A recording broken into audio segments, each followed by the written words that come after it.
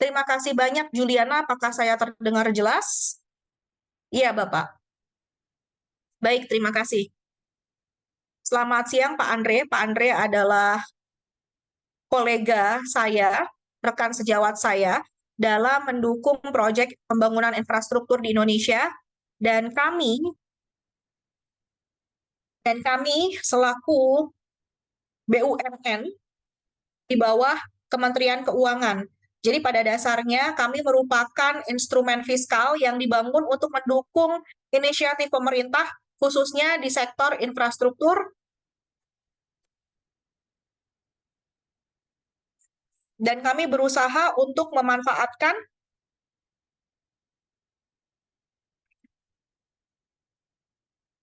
APBN sehingga sektor privat dapat memberikan dukungan yang memiliki ketertarikan dalam mengembangkan daerah mereka, kota mereka, khususnya terkait dengan green cities. Di dalam presentasi saya percaya sebetulnya saya memiliki cukup banyak slide, mungkin hampir 30 halaman, akan dibagi menjadi 2 sesi. Saya harap kita nanti presentasi ini sudah bisa memenuhi TOR, akan tetapi apabila belum, nanti saya akan bisa menjawab pertanyaan Bapak Ibu, baik di forum ini maupun dengan saluran komunikasi yang lain. Nah, khususnya bagi para pemerintah daerah yang memiliki ketertarikan di dalam mengembangkan green project di Indonesia. Tadi Pak Andre sudah menjelaskan mengenai isu utama dalam menarik sektor privat, risiko utama, dan bagaimana kita berupaya untuk mengatasi risiko tersebut agar bisa menjadikan suatu project bankable. Nah, tadi Pak Andre juga sudah mengcover beberapa isu yang terkait dengan risiko, terutama dalam kaitannya dengan pembangunan green project. Ada beberapa pengalaman yang bisa kami bagikan terkait dengan green projects di Indonesia, terutama project-project di Semarang dan project di Solo. Dan keduanya tidak secara langsung didanai oleh sektor privat, tapi saya yakin hal ini juga bisa dipertimbangkan, terutama kita bisa mempelajari bagaimana kita mencoba untuk mengatasi risiko-risiko dan mencoba untuk menciptakan proyek yang bankable dan proyek yang visible. Kemudian yang kedua, kita juga berupaya untuk memperkenalkan bagaimana sih mekanisme risiko, bagaimana mekanisme risiko ini berjalan untuk risiko finansial, untuk instrumen finansial dan instrumen non-finansial. Saya rasa ini sangat menarik untuk mendiskusikan hal tersebut, dan kita ingin sekali membagikan perspektif kami mengenai instrumen-instrumen ini. Apakah ada yang unmute? Baik, terima kasih. Terakhir, kami juga mencoba untuk mempresentasikan mengenai bagaimana kita bisa membangun katalis dukungan finansial bagi pemerintah daerah, bagi proyek-proyek Pemda. Nah, secara umum saya yakin ada 2 cara untuk membangun visibility dan untuk mengurangi risiko di proyek-proyek pembangunan infrastruktur. Baik proyeknya adalah proyek yang umum atau green project. Pertama, melalui sektor publik dan juga melalui sektor privat. Jadi kita memahami bahwa risiko ini dapat terjadi di area publik dan juga di area privat. Jadi kita ingin mempresentasikan kedua area tersebut, instrumen-instrumen apa yang saat ini sudah kita tawarkan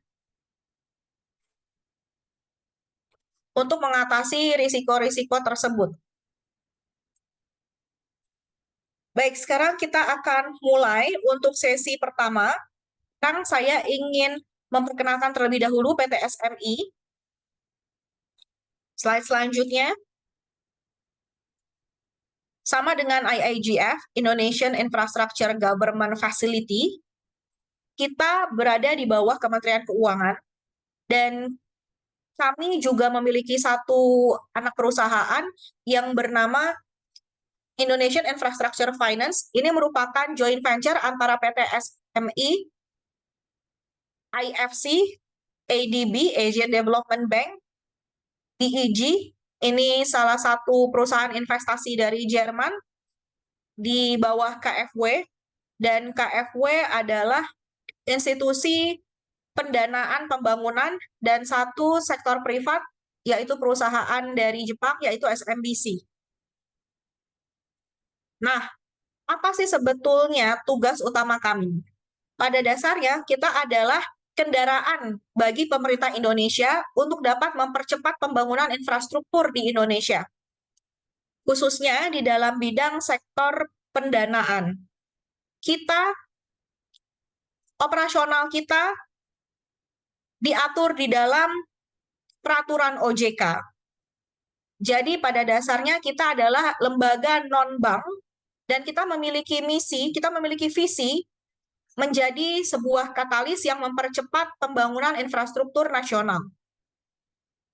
Nah, misi kita adalah menjadi partner strategis bagi pemerintah atau bagi GCA, terutama dalam proyek pembangunan infrastruktur di Indonesia. Kita juga memiliki misi untuk menciptakan produk pendanaan yang fleksibel dan untuk mengadopsi risiko-risiko yang muncul dari proyek infrastruktur. Dan dengan melakukan upaya ini, kita harap kita bisa mengatasi permasalahan-permasalahan dan juga memenuhi kebutuhan-kebutuhan sektor privat. Kami beroperasi di area PPP, akan tetapi setelah 5 atau 6 tahun sejak kami berdiri di tahun 2009. Nah, 5 tahun setelah tahun berdirinya organisasi kami, pemerintah juga memberikan mandat pada kita untuk mendanai Pemda. Bisa level provinsi, bisa level kabupaten, dan juga level kota. Kita telah memiliki sekitar 552 Pemda, dan sebagaimana yang Anda pahami bahwa pendanaan Pemda, khususnya dalam hal proyek pembangunan infrastruktur, dapat dilihat sebagai atau dapat dikategorisasikan sebagai proyek yang unbankable. Khususnya di Indonesia, mereka tidak dibolehkan untuk melakukan penjaminan dalam bentuk aset. Sementara di dalam proyek infrastruktur, kita membutuhkan investasi yang besar. Dan oleh sebab itu, saya meyakini bahwa semestinya best practice di level global seharusnya ada satu dukungan tambahan dari pemerintah untuk Pemda, untuk bisa mengakses fasilitas pendanaan baik dari pasar modal, pasar keuangan, atau menarik investor eksternal ke proyek mereka. Nah, inilah yang kita coba untuk atasi. Selanjutnya,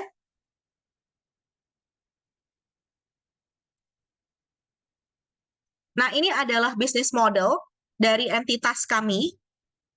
Sebagai perusahaan intermediary, tentu saja kita harus memiliki sumber pendanaan melalui injeksi ekuitas pemerintah, pasar modal, pinjaman, dan juga sumber pendanaan lainnya.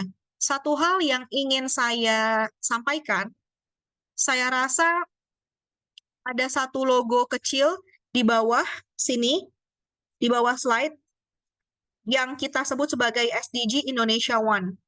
SDG Indonesia One merupakan sebuah platform di mana kita mencoba untuk mengatasi kegagalan pasar dengan menarik donatur, menarik filantropis untuk mendukung pendanaan proyek-proyek yang terkait dengan SDG. Nah, ini adalah satu area yang akan menarik bagi para peserta kami, di mana terdapat area-area di mana sektor privat tidak bisa masuk ke instrumen pasar.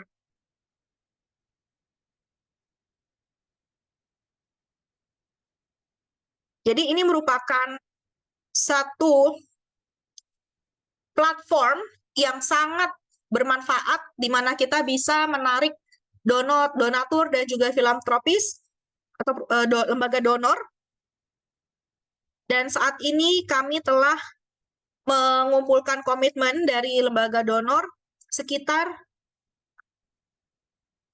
35 partner, dan mereka telah menyatakan komitmen sekitar 3,4 miliar dolar.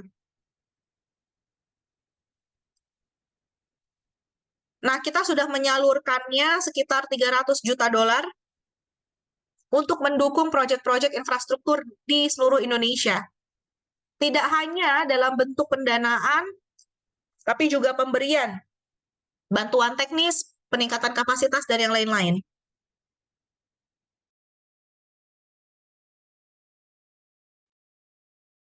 Ada 3 pilar bisnis PT SMI. Yang pertama, financing dan investment. Yang kedua adalah layanan advisory, dan yang ketiga adalah pembangunan atau pengembangan proyek. Sebagaimana yang Anda ketahui, Indonesia adalah salah satu negara dengan penduduk Muslim terbesar, sehingga ada banyak sekali daya tarik untuk mengakses fasilitas pendanaan syariah. Jadi kita berusaha memanfaatkan fasilitas ini. Biasanya selain kedua type tersebut, sebagaimana yang saya sebutkan sebelumnya, kami juga memberikan pendanaan untuk pemerintah daerah yang kita sebut sebagai public sector financing. Proporsi di antara komersial dan juga public sector financing kira-kira 70-30%. 30% dari pendanaan portofolio pendanaan kami disalurkan ke pemerintah daerah, atau kira-kira 33 triliun rupiah, dan sekitar 2 miliar US dollar. Nah, di pilar yang kedua, ini adalah layanan pembinaan yang biasanya kita melayani sektor privat sebagai klien kami, yang sebetulnya tidak begitu relevan dengan topik kita hari ini. Tetapi di area ini kita memberikan bantuan kepada sektor privat untuk bisa mengatasi concern-concern mereka dan memenuhi kebutuhan mereka dalam hal pemberian rekomendasi terkait dengan finansial, dan kita juga bisa memberikan financial advisory bagi para sektor privat yang menunjukkan ketertarikan untuk berinvestasi. Nah, ini merupakan pilar ketiga, yaitu pengembangan proyek. Pada dasarnya kita memiliki GCA yang dapat berupa pemerintah pusat dan juga pemerintah daerah, agar mereka bisa memiliki proyek yang bankable atau visible. Maka kegiatan ini harus dilakukan dengan TEI atau IIGF yang memberikan bantuan ini. Jadi pada dasarnya terdapat 3 kementerian dan lembaga yang ada 3 dan tergantung dengan sektor dan proyek apa yang dilaksanakan atau yang diajukan ke Kementerian Keuangan.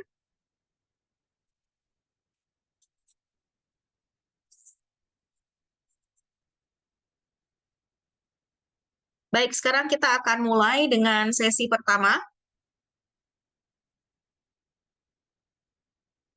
Terkait dengan proyek PPP, kami meyakini bahwa pemahaman kami adalah, apa yang kita pahami adalah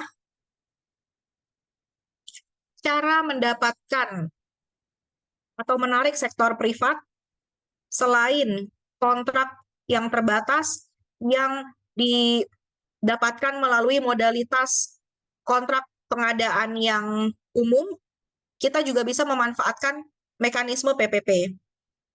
Dan agar bisa membangun pipeline project yang baik, seharusnya ada satu kegiatan yang tidak hanya terkait dengan proyek itu sendiri, tetapi juga terkait dengan ekosistem kegiatan yang mendukung ekosistem. Jadi, di dalam persiapan proyek, kita juga membantu pemerintah dalam melaksanakan capacity building dan juga memberikan bantuan kepada beberapa kementerian dan lembaga atau pemerintah daerah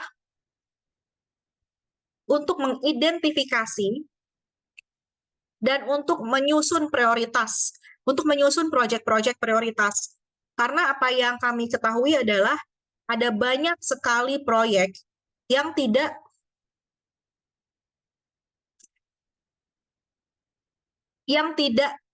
dipilih sesuai dengan, tidak sesuai, tapi yang tidak sesuai dengan perspektif keuangan. Nanti di presentasi selanjutnya, saya juga memiliki sebuah presentasi mengenai cara terbaik memilih atau menyusun proyek prioritas, menetapkan proyek prioritas. Area ketiga yang kita coba untuk tawarkan adalah persiapan dan transaksi proyek, dan ini menjadi bagian dari pengembangan proyek sama dengan kegiatan IEGF, yang sama juga dengan PDF. Lalu yang terakhir, kita juga memberikan pendanaan atau financing. Pada dasarnya untuk memobilisasi dana untuk proyek-proyek infrastruktur. Satu hal yang penting yang ingin saya garis bawahi adalah permasalahan terkait dengan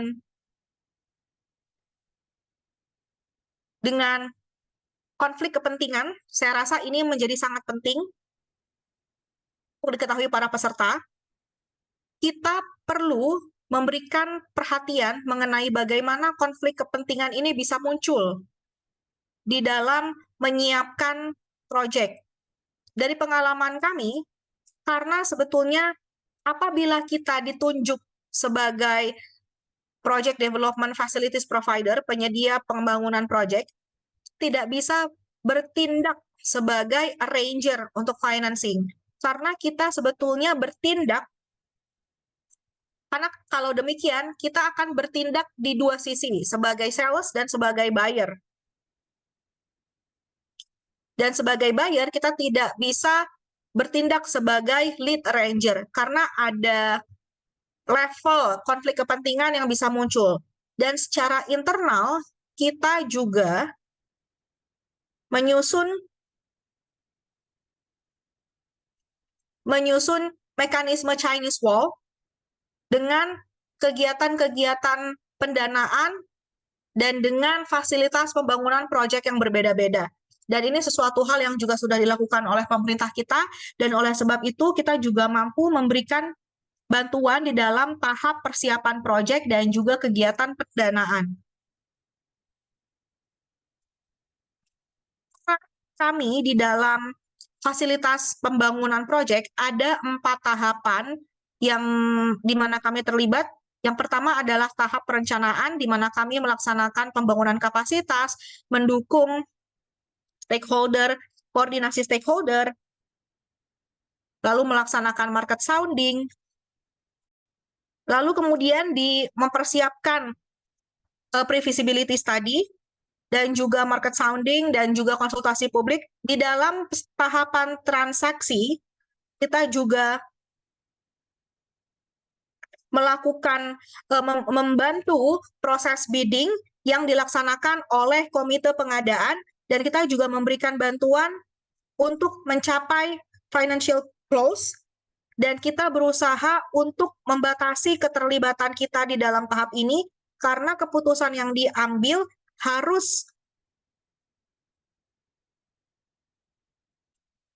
karena yang harus bertanggung jawab di dalam mengambil keputusan adalah GCA, bukan kami.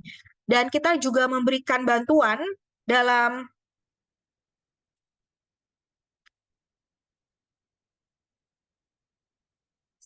setelah sektor privat terpilih di dalam tahapan pengadaan, maka kita juga perlu untuk mendukung GCA agar kita bisa memenuhi kebutuhan sektor privat agar bisa mencapai financial closing. Ada proses negosiasi, lisensi, dan yang lain sebagainya yang masih memerlukan dukungan kami. Terutama disinilah di mana GCA memerlukan bantuan kami. Lalu yang terakhir, tahap pendanaan, karena biasanya proyek-proyek infrastruktur dapat terkait dengan investasi modal dalam jumlah yang besar, maka biasanya dari sisi pemberi pinjaman, kita memberikan pendanaan melalui sindikasi dan dalam bentuk pendanaan syariah sebagaimana yang kita sebutkan sebelumnya. Slide selanjutnya. Ibu Jessica, waktu saya berapa menit lagi?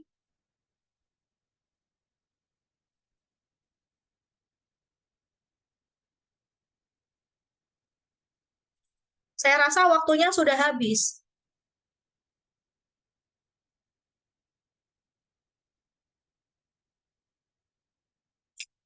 Mungkin untuk sesi pertama, mohon maaf sebelumnya, Pak Bayu, Pak atau Ibu Jessica, apakah saya bisa berbicara 2-3 menit lagi? Ibu Juliana, mohon maaf, apakah saya bisa diberikan waktu 2-3 menit lagi? Iya, bisa diselesaikan saja, Bapak.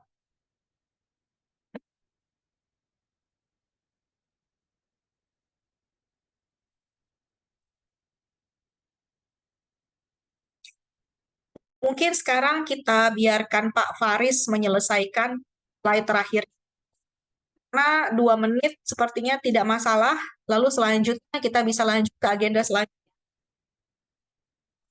Baik, untuk sesi pertama, saya rasa slide ini sudah dibawakan oleh Pak Andre. Nah, ini merupakan salah satu slide paling penting di presentasi saya yang menjelaskan bagaimana kita bisa mengidentifikasi dan memitigasi risiko di dalam proyek PPP. Di dalam proyek PPP, terutama di dalam proyek pembangunan, kita memiliki tahapan pembangunan proyek dan juga tahapan transaksi. Di tahap-tahap di mana risiko dapat secara optimal diatasi adalah di tahap perencanaan. Di dalam risiko PPP, kita melaksanakan kajian awal atau preliminary study, dan kita melaksanakan kajian proyek awal untuk mengidentifikasi risiko indikatif. Kita melakukan penilaian risiko tersebut dan juga melakukan alokasi risiko indikatif dan juga menyusun rencana mitigasi risiko indikatif. Kita juga melaksanakan kajian ekonomi dan keuangan dengan menyusun estimasi biaya kontingensi untuk risiko-risiko yang signifikan, dan kita juga melaksanakan analisis sensitivitas berdasarkan kemunculan risiko. Sementara itu, dari sisi persiapan, ada 4 kegiatan. Yang pertama adalah analisis ekonomi, di mana kita melaksanakan analisis risiko. Kita mendalami lagi dari preliminary study sebelumnya, dan kita juga melaksanakan pendekatan kuantitatif dan juga analisis risiko. Kita melaksanakan value for money analysis, analisis value for money, dan juga kita melaksanakan analisis keuangan sehubungan dengan seberapa besar biaya yang terkait dengan upaya mitigasi risiko yang telah kita rencanakan. Lalu yang terakhir adalah analisis risiko, di mana kita menggunakan matriks risiko yang termasuk kategori risiko, deskripsi risiko, rating risiko, kuantifikasi risiko, alokasi risiko, dan juga alternatif lainnya. Di dalam presentasi saya, Anda dapat baca contoh-contoh bagaimana kita mengidentifikasi risiko-risiko tersebut dan bagaimana kita melakukan penilaian dan mengalokasi dan juga melaksanakan mitigasi risiko. Satu hal yang penting, kita memiliki regulasi khusus, mungkin panduan ya, bukan regulasi, tapi panduan untuk membantu GCA dalam memitigasi risiko di dalam proyek PPP. Nah, panduan ini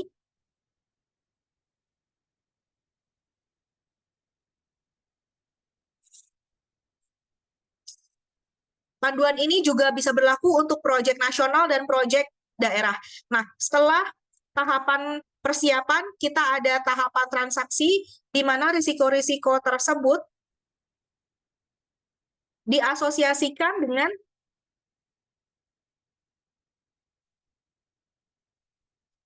dengan sektor privat atau yang akan dikaji oleh sektor privat dan